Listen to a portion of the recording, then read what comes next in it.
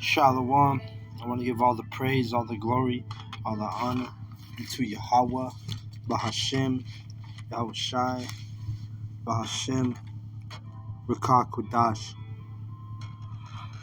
Double honors goes out to the elder apostles of Great Millstone for teaching me the truth. Also want to acknowledge all the Akyam who are pushing the truth with sincerity throughout the four corners of the earth. All right, so the Spirit, tonight I'm in Ephesians, the 5th chapter, and verse 1 says, "Be ye therefore followers of the Most High as dear sons, and walk in love as Hamashiach also hath loved us, and hath given himself for an offering and a sacrifice to the Most High, for a sweet-smelling savor." And when you go in that word love, it's actually talking about obedience, right? So that's how we, to the best of our ability, we walk obedient in this knowledge, in this truth. Okay.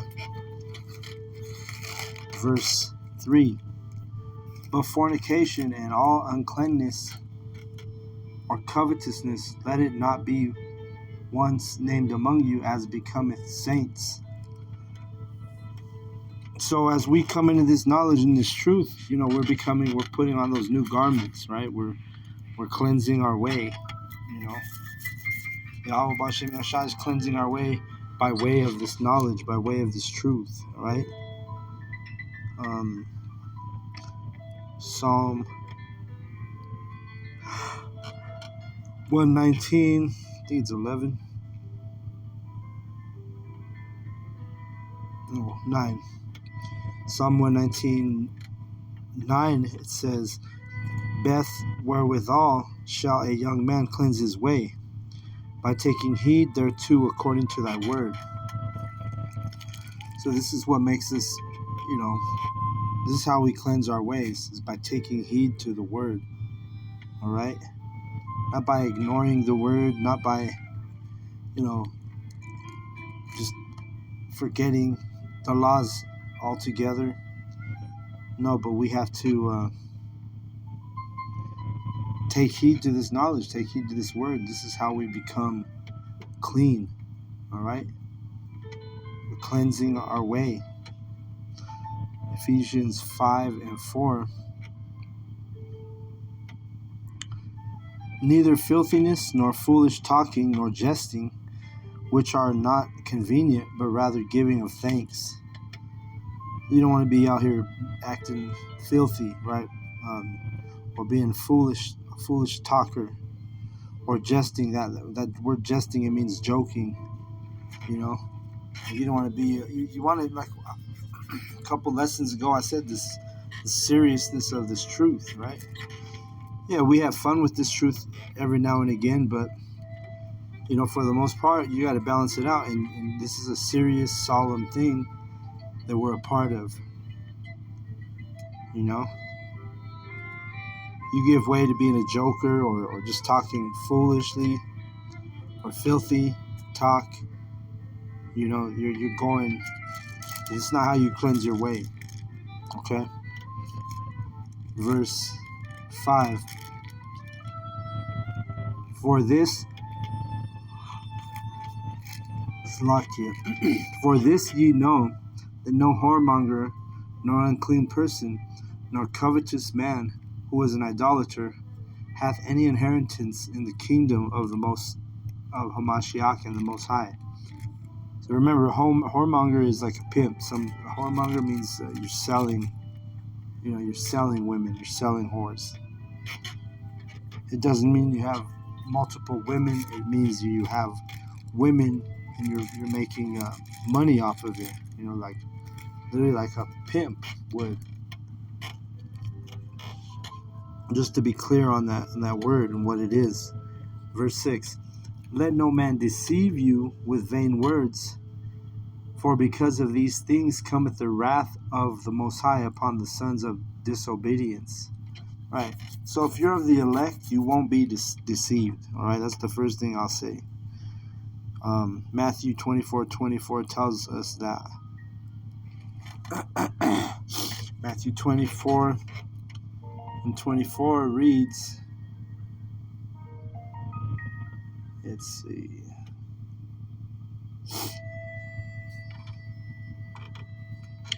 For there shall arise false Mashiachs and false prophets, and shall show great signs and wonders, and so much that if it were possible, they shall deceive the very elect. All right.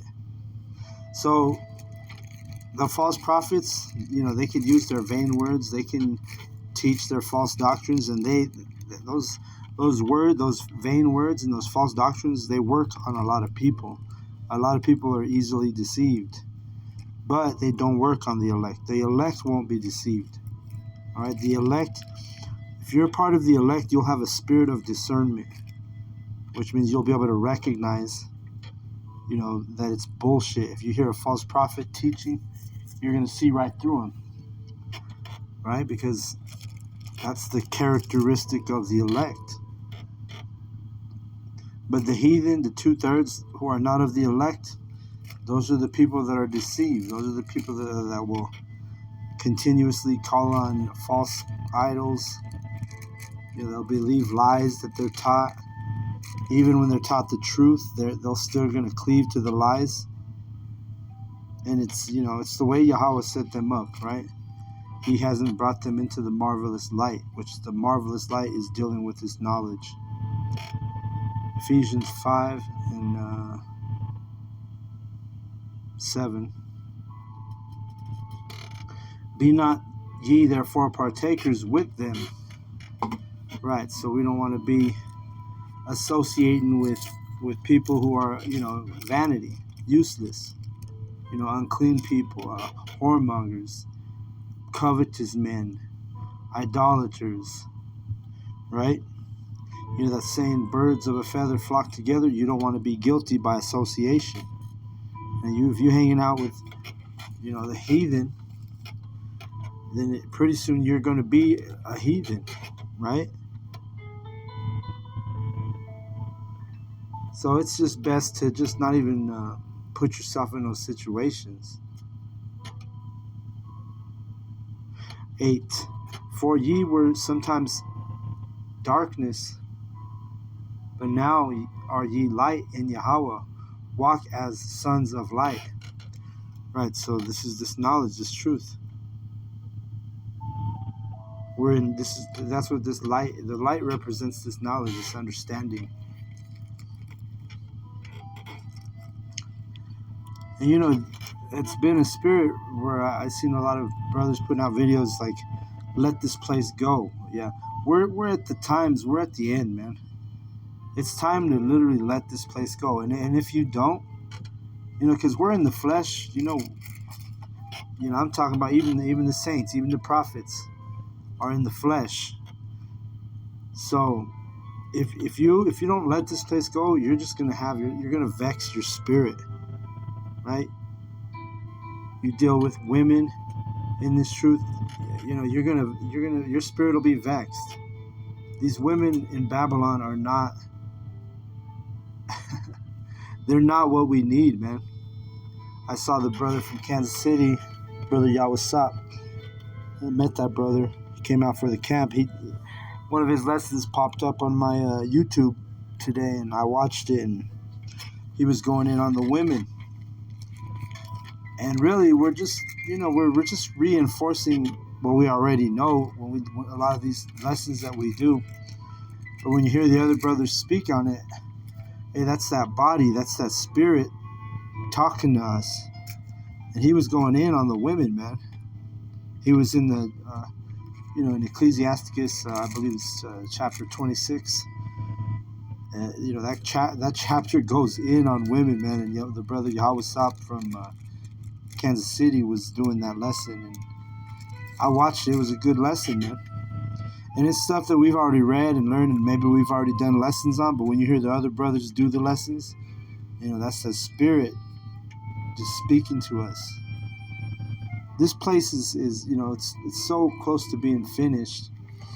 The best thing we can do now is really just let this place go, man.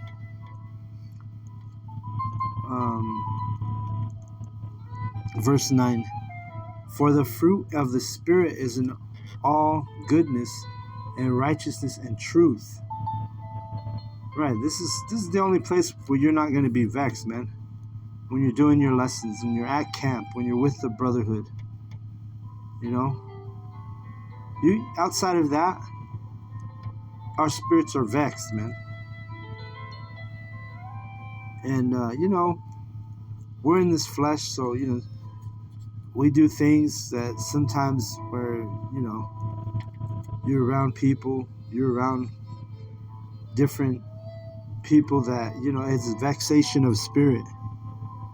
When you read Ecclesiastes,